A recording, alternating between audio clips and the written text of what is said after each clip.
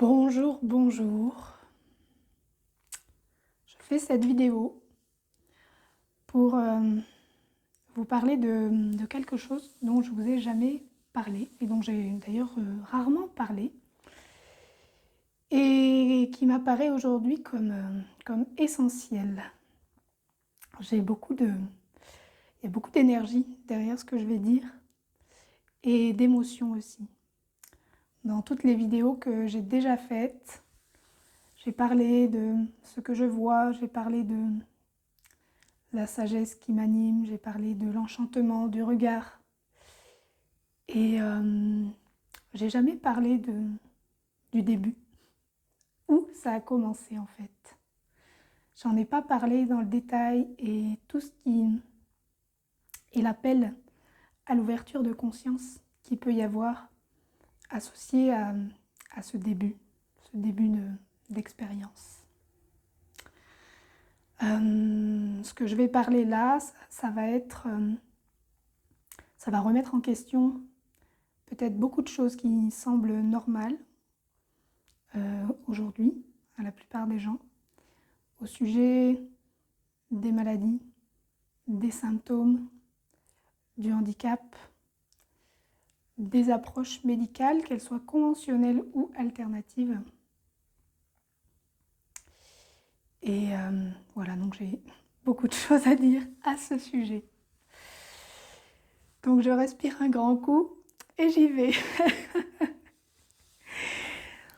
Alors, je me suis incarnée, je suis née il y a 40 ans et dès ma naissance, j'ai manifesté une cataracte aux deux yeux. C'est pas très courant de manifester une cataracte à la naissance. D'habitude, c'est plutôt après 50, 60, 70 ans. Et donc, voilà, j'ai manifesté une cataracte à la naissance. Et de suite, j'ai pu expérimenter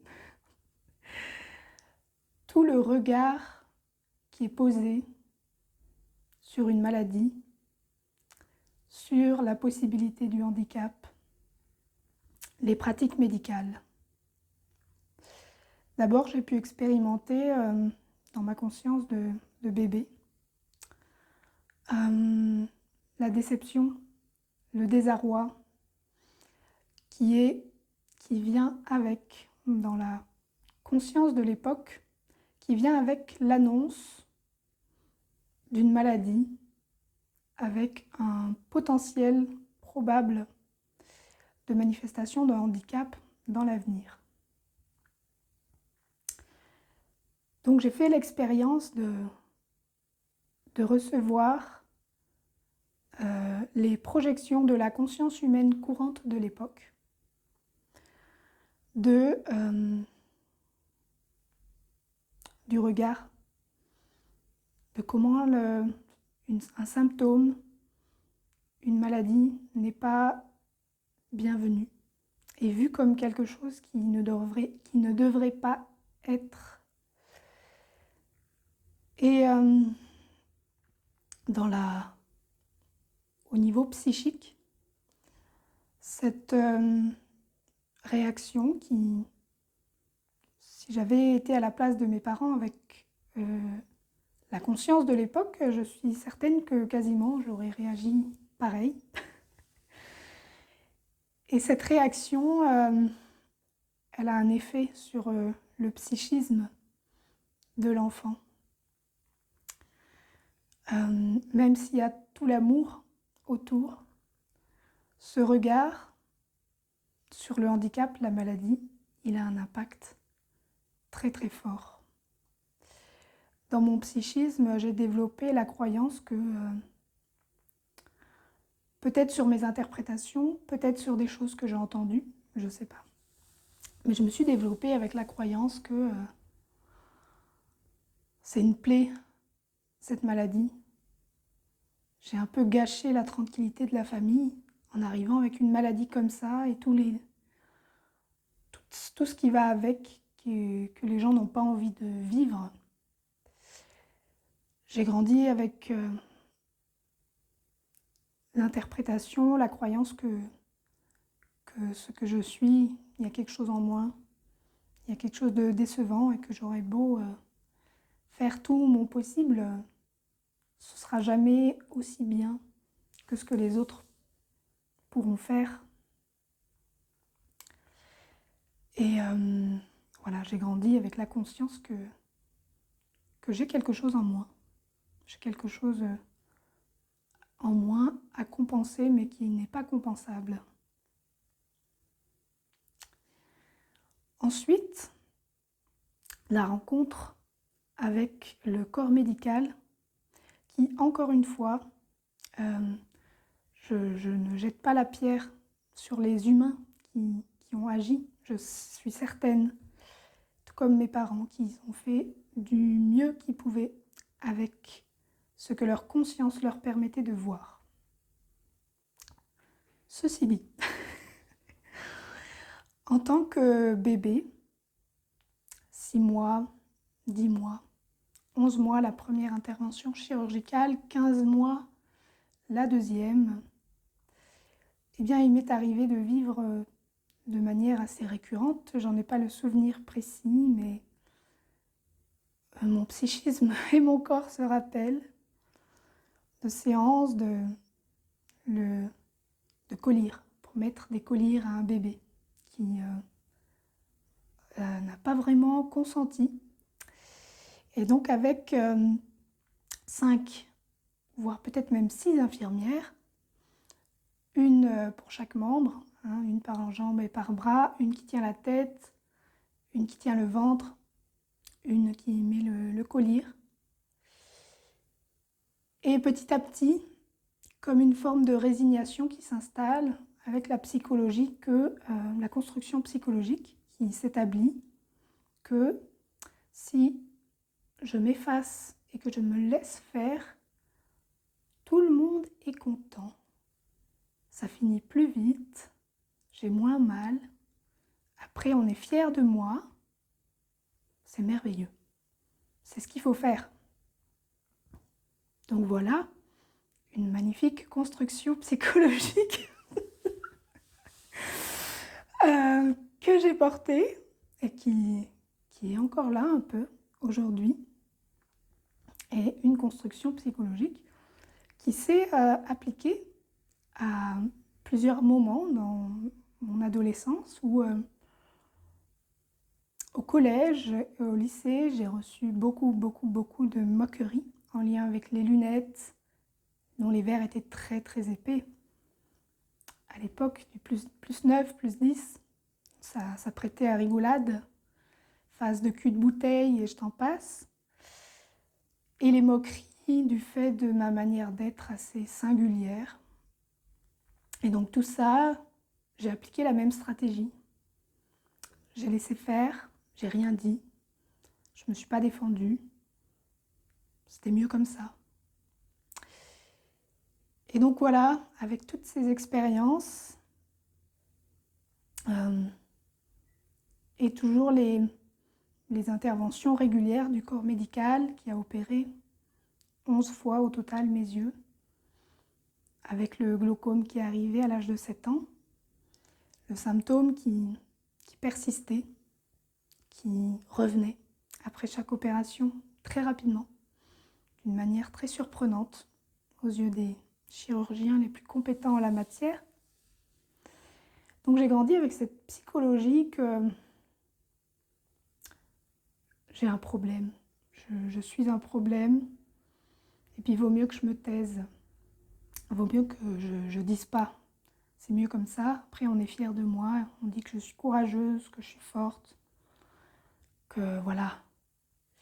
Et puis aussi la projection de ma maman qui, avec tout son amour pour prendre soin,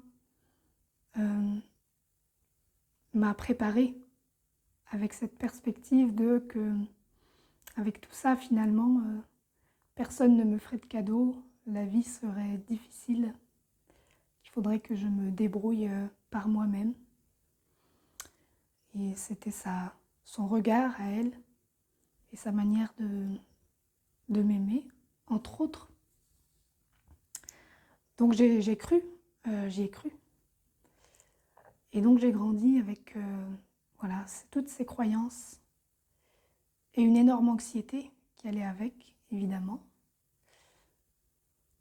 Et comme un plomb, chargé comme un plomb. Et bienvenue dans la vie d'adulte avec toute cette construction psychologique qui part de l'apparition d'un simple symptôme, très surprenant évidemment, hein, à l'âge de 5 mois, 4 mois, on ne s'attend pas à ce qu'une cataracte arrive. Ça vient un peu foutre le bordel dans la famille, dans la vie familiale. C'est pas vraiment le plan que les parents avaient prévu. Et toute la construction psychologique qui s'est faite autour, qui a fait beaucoup plus de mal que les interventions chirurgicales, que le symptôme en lui-même. Je dirais que la construction psychologique qui s'est créée avec toutes ces projections, ces regards, ces approches, l'approche aussi que l'enfant ne sait rien, que le médecin sait tout, que c'est lui qui va guérir, et donc il faut le laisser faire, ne rien dire, c'est lui qui sait, c'est lui qui va guérir. Donc cette construction-là, qui a créé, je peux dire, au milieu de l'adolescence, une personnalité très, à la fois perverse, effacée, un mélange de surestime et de dévalorisation extrême de soi, et que j'ai mis des années à rétablir l'harmonie dans ce psychisme, à déconstruire de nombreuses évidences, ou en tout cas des schémas qui me paraissaient être des évidences. Et en fait, pour prendre la mesure des dégâts qui se sont imprimés dans le corps, je voudrais revenir à ce qu'il y avait derrière ce symptôme, et que j'ai découvert dans ma vie d'adulte, en prenant soin de ma psyché et en allant à la rencontre du symptôme, en acceptant de danser, marcher avec lui plutôt que de lutter contre, et de réveiller cet enchantement du regard dont je parlais dans la vidéo précédente. Avec ce que moi je vois aujourd'hui, en étant déficiente visuelle de la matière, et avec pardon, tout ce cheminement intérieur qui a révélé ce que ma conscience me permet de voir et que j'ai partagé dans de nombreuses vidéos précédentes et qui ont touché certaines personnes mais qui ne se sont pas répandues du fait de peut-être que je n'avais pas évoqué l'essentiel que j'évoque là maintenant. C'est qu'un symptôme, d'après ce que je vois, encore une fois, pour moi c'est un cadeau. Un symptôme, c'est pas un ennemi, c'est au contraire le remède. Qu'est-ce qui révèle le symptôme? Il révèle une disharmonie entre la conscience de l'être et la conscience humaine. Un bébé, quand il est dans le ventre de sa maman, il commence déjà à baigner dans le conditionnement ambiant, la conscience humaine ambiante, de la culture, du pays dans lequel il s'incarne, des gens qui l'entourent. Et donc il est déjà petit à petit imprégné. Et quand il naît, il continue de s'imprégner. Ça fonctionne par télépathie. Ça fait partie du jeu de venir s'incarner sur Terre. Et un symptôme, plus il est fort et précoce, plus il a quelque chose d'important à dire. plus il informe du décalage entre la conscience de l'être et la conscience humaine. Et en fait, la connaissance du chemin de la guérison, elle n'est pas à l'extérieur, par des personnes aussi compétentes et diplômées soient-elles. Pour moi, de mon point de vue, le meilleur médecin est celui qui sait accompagner son patient à la rencontre de la sagesse de son symptôme et qui l'accompagne à aller chercher la guérison en lui. Ce n'est pas, peut-être de l'ancien paradigme, c'est tout à fait normal de procéder ainsi, mais en tout cas j'en ai fait les frais et je sais que ça ne fonctionne pas, de tenter de supprimer le symptôme par des approches extérieures et d'espérer que ça aille mieux après.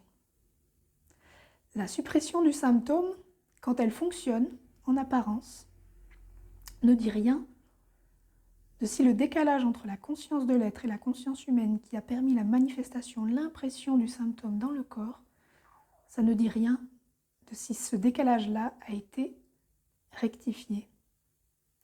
Peut-être que le symptôme, avec des médicaments ou des interventions, il va disparaître, qu'il va y avoir une impression de guérison. Pour moi, c'est une belle illusion. Et avec ce que ma conscience me permet de voir, ça apparaît clairement. Je le vois partout autour de moi, dans les gens qui vivent des parcours médicaux. Et même quand c'est même pas la santé du corps qui est en jeu, des parcours avec des symptômes dans leur réalité, des expériences récurrentes. Ils ont beau s'éloigner des personnes qui les font souffrir, et ben il y en a une autre qui apparaît. Donc pour moi, œuvrer sur l'extérieur, ça peut être encore nécessaire le temps de la transition, mais la vraie guérison, elle se vit à l'intérieur. Et ce symptôme qui s'est manifesté très vite dans mes yeux, avec une capacité de manifestation très grande, et avec tout ce que j'ai exploré en allant à sa rencontre, une conscience très très élargie, très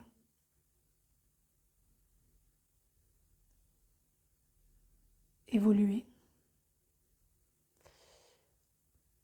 et que du coup j'ai vécu avec d'un côté cet être et ce potentiel-là à révéler, et de l'autre un psychisme qui dit que je suis une grosse merde, qui dit que j'ai quelque chose en moins, que je sers à rien, que j'ai beau faire, ça ne changera rien.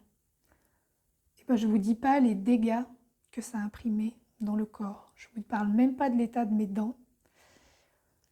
Et donc, si je vous raconte tout ça, c'est pour vraiment remettre en question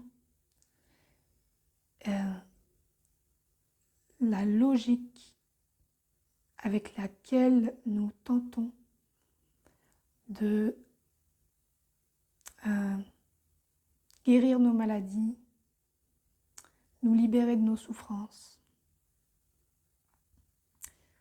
Pour moi, c'est super important de remettre en question tout ça, parce que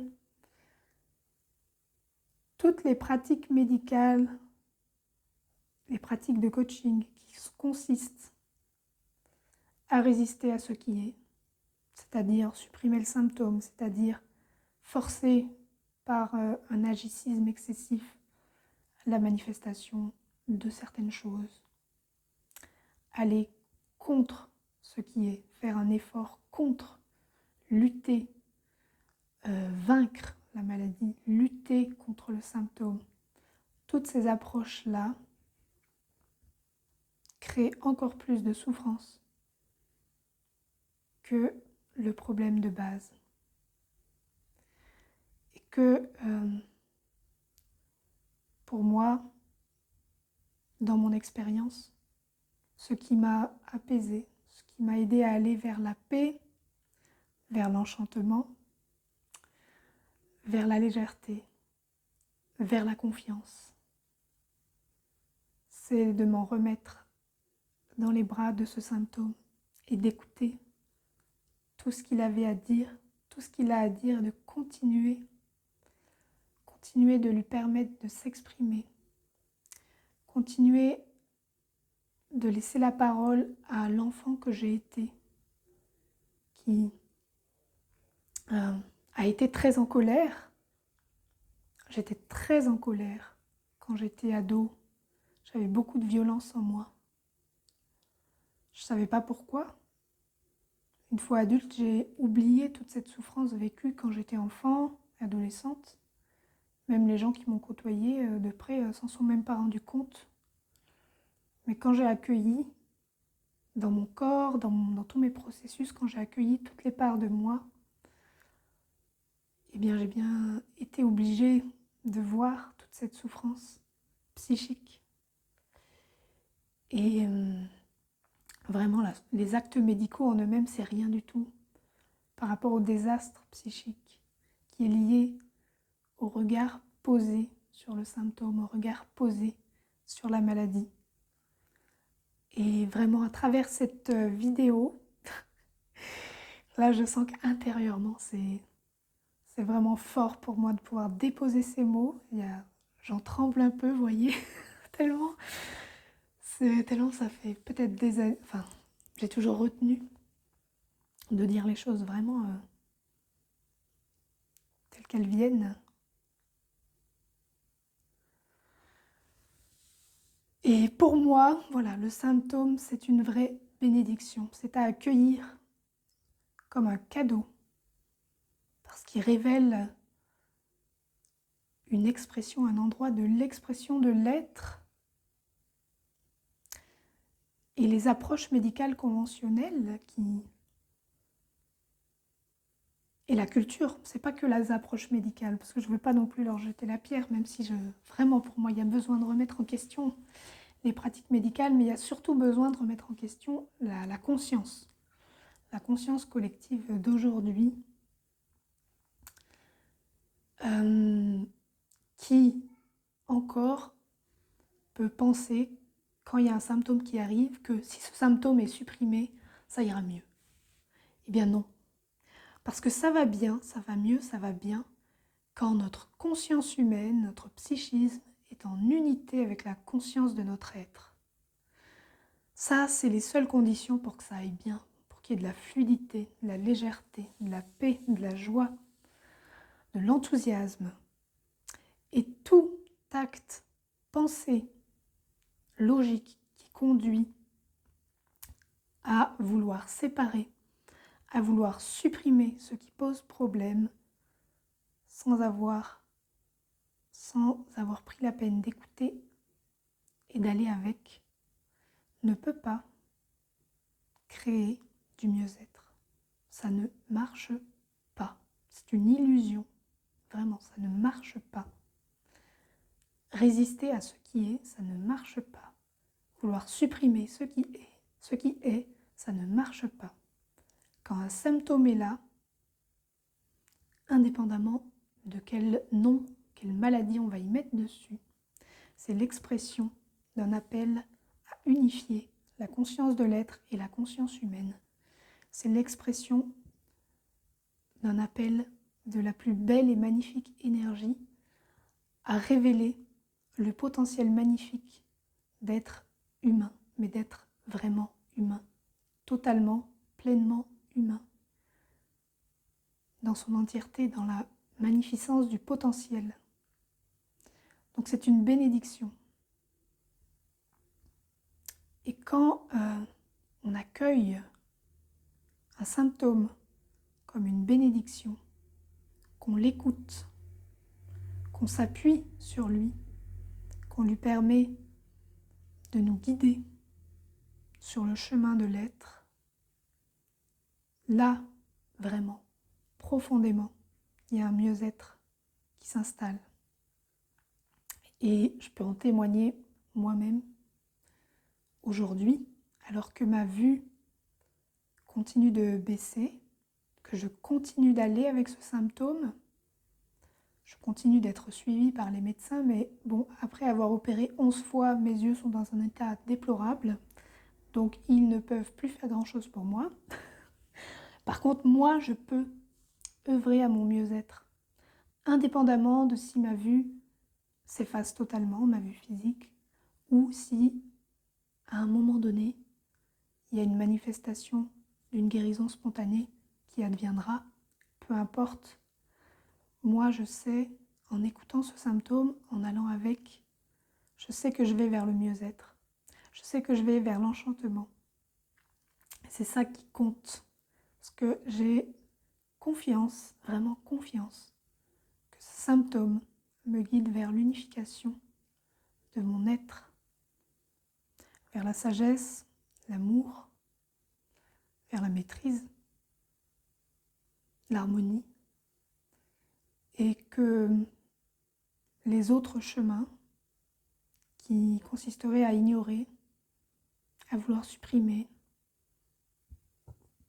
à tenter le tout pour éviter quelque chose, ou même à faire une guerre contre les médecins, contre la conscience ordinaire, tout ça ne me donnera pas le mieux-être que peut me donner d'écouter mon symptôme et de le laisser me guider.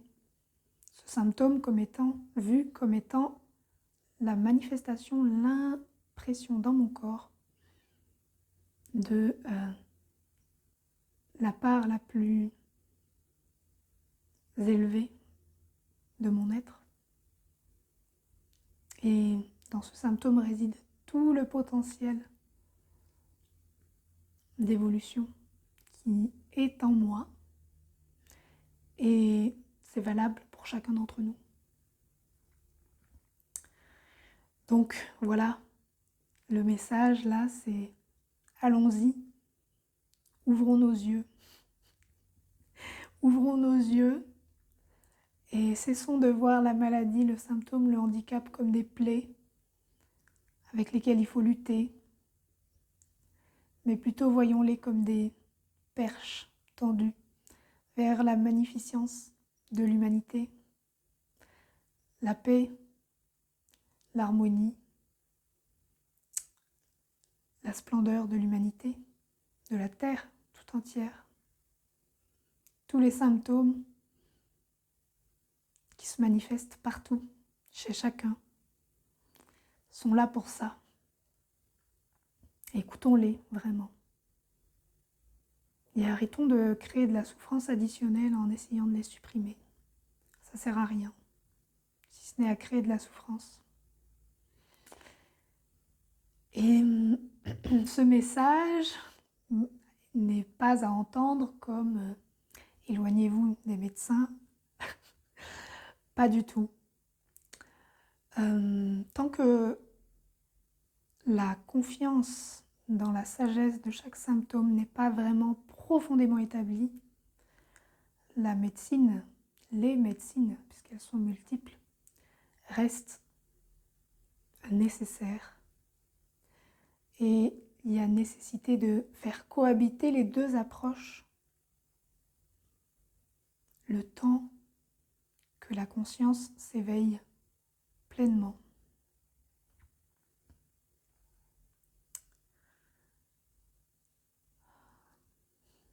Voilà.